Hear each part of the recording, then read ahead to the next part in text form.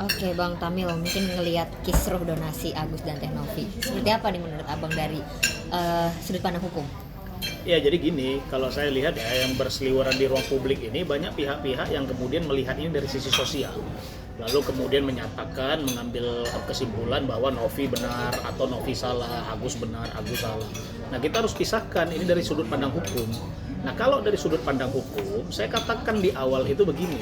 Ketika Novi ya menggalang donasi tidak menggunakan rekening yayasan, nah itu kesalahan. Terlepas dari apapun alasannya ya, walaupun alasannya kita katakan bahwa diminta oleh pihak Agus dan lain sebagainya ya. Nah implikasi hukumnya apa?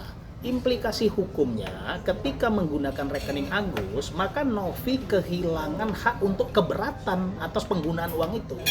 Kenapa? Bagaimana dia mau keberatan? Dia tidak tahu siapa yang transfer, dia tidak tahu berapa nominal orang yang transfer, kan begitu. Nah lalu kemudian kalau hari ini masalah ini lalu berkembang ya, gini, secara hukum ketika donatur atau penyumbang menyumbangkan uang itu mengirimkan ke rekening Agus, suka tidak suka uang itu adalah haknya Agus. Terlepas dari jumlahnya berapa ya, terlepas dari jumlahnya berapa, uang itu adalah uangnya Agus. Nah kalau hari ini kemudian Novi keberatan ya, dianggap Agus tidak menggunakan uang itu semestinya. Nah, maka poin keberatannya Novi ini harus berlandaskan hukum. Keberatannya si Novi ini apakah sudah mendapatkan mandat secara tertulis dari para penyumbang? Karena yang berhak untuk keberatan uang itu digunakan tidak semestinya itu adalah penyumbang, bukan Novi. Nah, ini yang saya kira mesti digarisbawahi dan masyarakat harus tahu dengan jelas, gitu ya. Implikasi hukum kedua, ketika Agus mengirimkan uang itu ke rekening yayasan, ya. Nah, ini sudah poin hukum yang berbeda. Anggaplah ketika Agus mengirimkan uang itu ke rekening Novi, ini atas kesepakatan bersama gitu ya. Tapi ketika hari ini Agus itu meminta uang itu dan Novi tidak memberikan, nah ini punya implikasi hukum. Ini patut diduga terjadi penggelapan dana.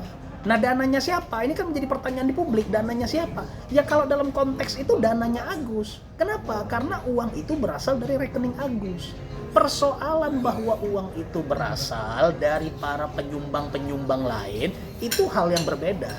Nah maka saya katakan, saya sebenarnya kasihan dengan Novi ini. Kenapa? Kita anggap ya, saya dari kacamata positif menyatakan Novi ini niatnya baik. Ya, Novi ini niatnya baik untuk membantu Agus. Namun ya sebelum mungkin sebelum didampingi kuasa hukum hari ini ya. Nah sebelum itu Novi ini tidak tahu akan langkah-langkah yang dia lakukan sehingga langkah-langkah itu menggugurkan subjek dia secara legal standingnya dia itu. Jadi gitu saya kira.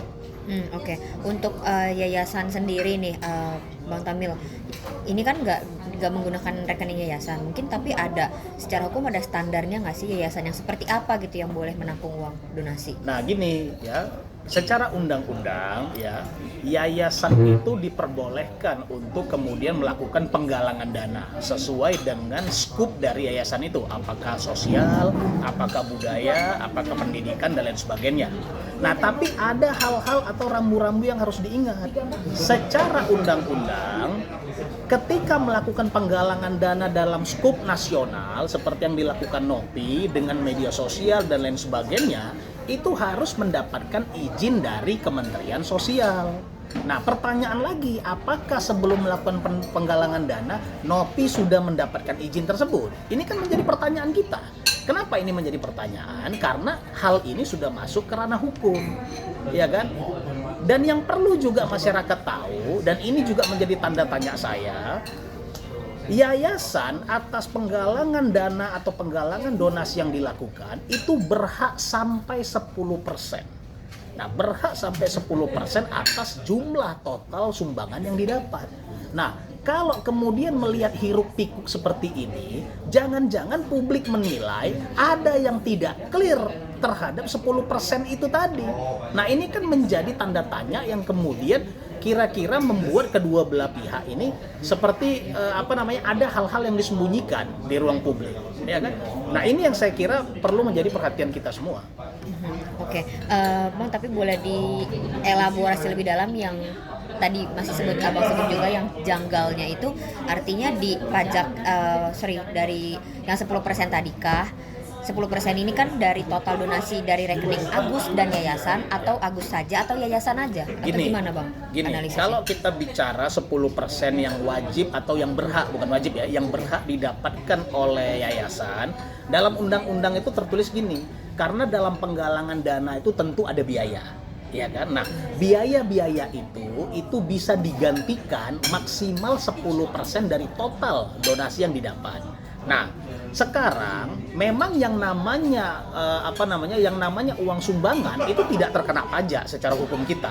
Tapi jangan salah, yayasan itu adalah wajib pajak. Ya kan? Maka kalau kita bicara dari kacamata kritis, ada apa penggalangan dana menggunakan yayasan yang dimana itu badan hukum, tapi rekeningnya menggunakan rekening pribadi. Apa yang mau ditutup-tutupi di sini? Gitu loh. Itu menjadi pertanyaan publik saya kira. Bang, tadi abang sempat menyinggung mengenai diduga penggelapan ya Bang ya.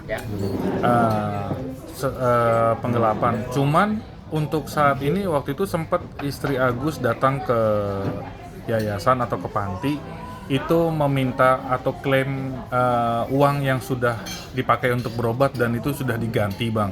Apakah itu bisa dibilang penggelapan juga atau gimana tuh Bang? Gini, responsibility, saya bicara responsibility ya. Oke. Ketika pihak Agus memberikan uang itu ke rekening yayasan, itu itikat baik dari pihak Agus. Oke. Lalu kemudian ketika pihak Agus membawa katakanlah bon ya, bon berobat untuk diklaim ya, itu itikat baik. Tapi sekarang kita harus bicara hak secara hukum.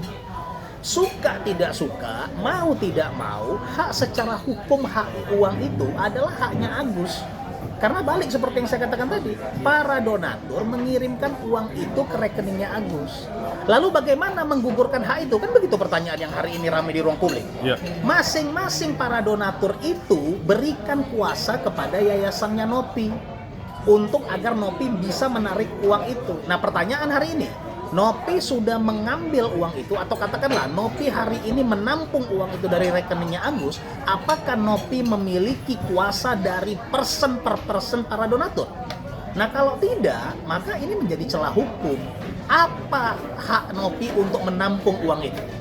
Secara hukum akan dipertanyakan gitu. Maka kalau kemudian pihak Agus itu melakukan laporan-laporan polisi atau upaya-upaya hukum, saya kira deliknya jelas. Gitu.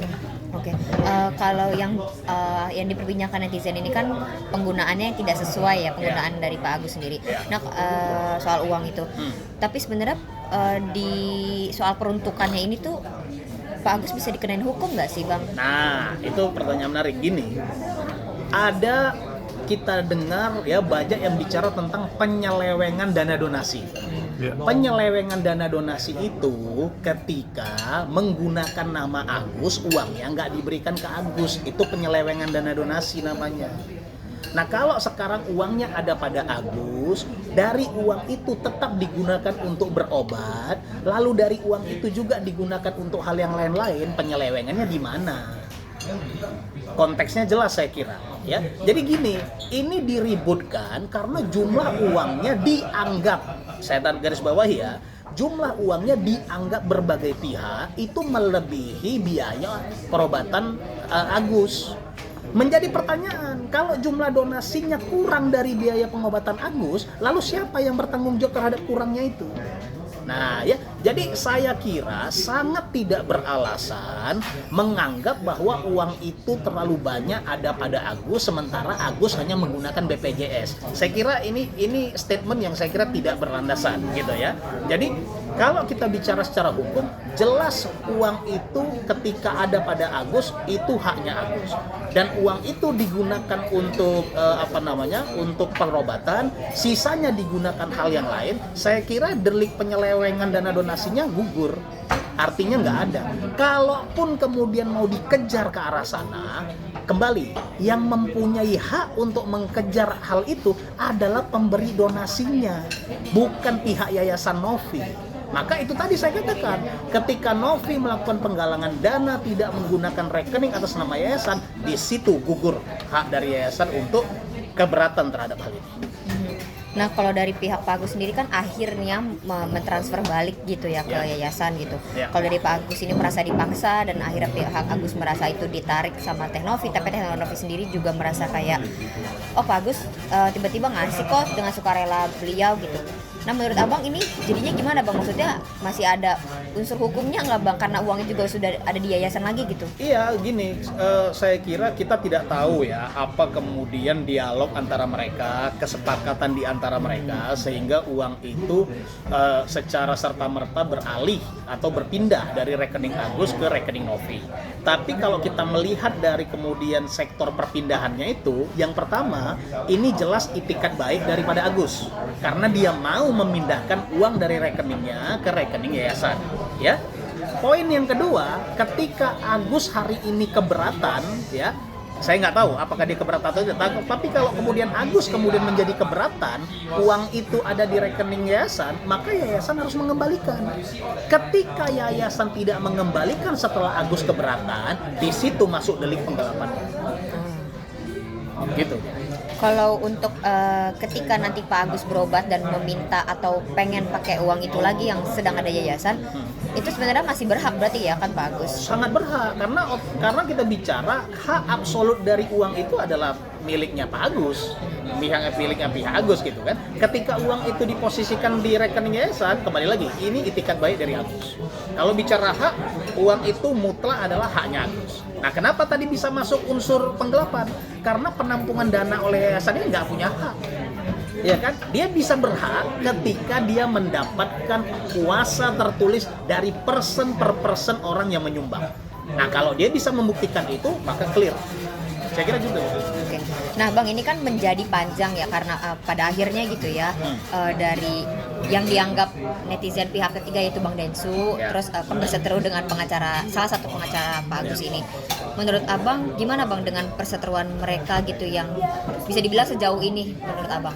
Iya, saya kira gini ya. Saya kira kita mesti bisa memilah mana pihak-pihak yang kemudian benar-benar tulus untuk ingin mengentaskan persoalan ini. Saya cukup mengapresiasi ya Denny Sumargo, ya, dia melakukan itu dengan podcastnya, dengan kemampuan elaborasi medsos yang dia miliki sehingga begitu banyak masyarakat yang tahu kebutuhan Agus lalu menyumbang, ya kan? Nah, kalau kemudian konteks itu dijadikan permasalahan, saya kira ini adalah pola-pola yang keluar dari koridor. Ya kan, ini pola-pola yang keluar dari koridor dan saya sama sekali sangat menyayangkan. Kenapa? Karena hari ini kita tidak lagi bicara substansi. Substansinya adalah Agus yang cedera matanya, bagaimana kemudian bisa berobat, masyarakat kemudian iba dan memberi sumbangan. Nah, substansi itu hari ini bergeser kemana-mana dan saya lihat banyak pihak-pihak yang kemudian nimbrung di situ untuk boleh dikatakan pansos, gitu ya, boleh dikatakan pansos. Dan ini membuat pihak-pihak yang membantu secara tulus seperti Denny Sumargo itu jadi ketarik-tarik sana sini. Nah, jadi saya sebenarnya sangat menyayangkan hal-hal itu. Nah, ini kan sebenarnya berawal gitu ya dari hal-hal yang bisa dibilang mungkin sepele berasal dari komentar di sosmed dan sebagainya macam yang akhirnya semalam mereka bertemu gitu ya dan akhirnya viral. Menurut Abang yang dilakukan Bang Densu untuk sampai menghampiri Bang Farhad, menurut Abang gimana? Apakah salah atau seperti apa Bang? Gini, saya nggak bisa menilai apa yang dilakukan Denny Sumargo itu salah atau benar ya, karena ini bicara perasaan, ini bicara harga diri. Kadangkala kita sebagai manusia, kita nggak bisa kemudian mengatakan, oh ini hal sepele, oh ini hal besar, nggak. Karena parameter sesuatu itu menjadi hal sepele atau hal besar, itu tergantung dari orang yang merasakan. Nah, kalau saya lihat, Denny Sumargo sampai kemudian datang ke kediamannya Farhad Abbas, dia tentu merasakan sakit yang luar biasa. Sakitnya di mana? Dia berusaha bagaimana kemudian ini bisa dilihat para masyarakat menyumbang, dia dengan tulus, lalu kemudian justru dia yang menjadi pihak ketarik-tarik, seolah-olah dia ini pro pihak A, dia pro pihak B gitu kan. Nah, ini yang saya kira dia tidak bisa terima. Nah, apalagi kemudian ada kata per kata yang memang kurang layak diutarakan. Nah, itu dia mungkin butuh clear saja.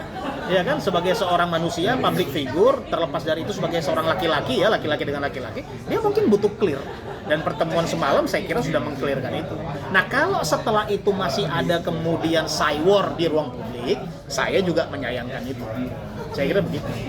Kalau menurut abang, kira-kira baiknya berhubung laporannya sudah masuk dan sudah telanjur juga gitu ya, menurut abang baiknya selesainya gimana nih bang untuk secara hukumnya? Saya Sanksi hukum. walaupun saya seorang hukum ya, saya menyatakan sebaiknya hal ini diselesaikan secara tabayun. Ya, baik pihak Agus, baik pihak Nopi, sebaiknya duduk bersama, hilangkan rasa kira-kira ini haknya bukan hak dia, ini haknya bukan hak saya, ini tidak seharusnya punya dia. Hilangkan itu. Kita sama-sama, saya kira kita sama-sama orang beragama. Uang itu dikirim netizen, dikirim para penyumbang itu kepada Agus. Artinya uang itu adalah uang Agus. Kalau kemudian Yayasan Novi kemudian memiliki hak, ya seperti yang tadi saya katakan, dijamin undang-undang 10% dari total itu, dan itu bukan merupakan kesalahan.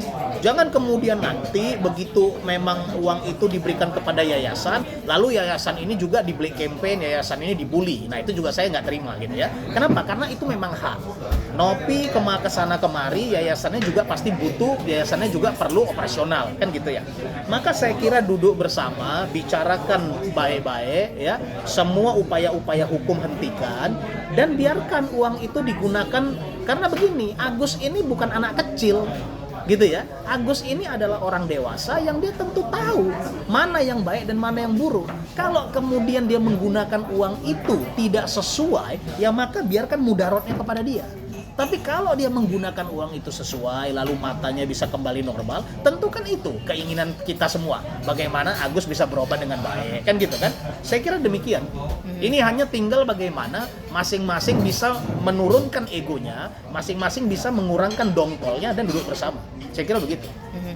Oke, nah mungkin pesan atau saran lah gitu Ya. Pak Agus dulu, bang. Ya. Nah, saya kira gini ya, kalau dari sisi Agus, saya kira ini sebenarnya saya lihat dari kedua belah pihak sebenarnya niatnya baik. Hanya apa? Hanya memang tidak teredukasi hukum dengan baik. Nah, itu poinnya. Kenapa? Agus merasa penggunaan uang itu untuk hal-hal satu dan lain hal di luar dari perobatannya itu adalah hal wajar. Ya memang sebetulnya kalau kita mau tarik ke sana tarik ke sini itu wajar. Kenapa? Karena bukan serta-merta tidak digunakan sama sekali untuk pengobatan matanya, kan gitu. Kan di sini ada yang namanya skala prioritas. Dia tentu memprioritaskan itu, tapi nggak bisa kita tutup. Bahwasannya apa? Ada hal-hal lain yang juga memang perlu, dan itu biaya, dan itu perlu dikeluarkan. Gitu loh. Nah, saran saya kepada Novi ya, Novi ini niatnya baik, dia punya yayasan, tapi ini jadikan pelajaran ke depan begitu dapat propose orang untuk dibantu, harap agar orang itu bisa dicek. Pertanyaan kritisnya kan begini, apakah orang tersebut layak untuk dibantu? Apakah orang tersebut pantas untuk dibantu? Apakah orang tersebut memang benar-benar butuh untuk dibantu? Nah, kan begitu. Setelah itu verifikasi itu jalan, maka jalankan sesuai koridor hukum. Gunakan yayasan, gunakan rekening yayasan, maka semua akan terkontrol dengan baik, dan yang seperti ini tidak akan terjadi lagi. Saya kira begitu. Oke, terakhir nih bang, mungkin pesannya untuk Bang Densu dan Bang Farhat yang mungkin sudah terlalu jauh ya. Ya. Gimana bang? Ya, saya hanya bisa katakan ya, apresiasi saya ya untuk Denny Sumargo ya, dia lakukan ini dalam dasar kemanusiaan, dan Farhat pun saya kira ini dia lakukan juga atas dasar kemanusiaan ya, dia membela orang yang dalam kacamata dia teraniaya. Saya kira mereka itu sama ya. Ada kata per kata yang muncul karena emosi, saya kira udah clear dan tidak perlu dibesar-besarkan. Kenapa? Karena yang tidak teman-teman ini bayangkan, banyak orang-orang di luar sana yang menjadikan Farhat, menjadikan Denny Sumargo sebagai contoh. Nah, saya kira anggaplah itu, nilailah mereka agar bisa memberikan contoh yang baik kepada orang-orang yang mencontoh Anda. Saya kira begitu. Oke, cukup.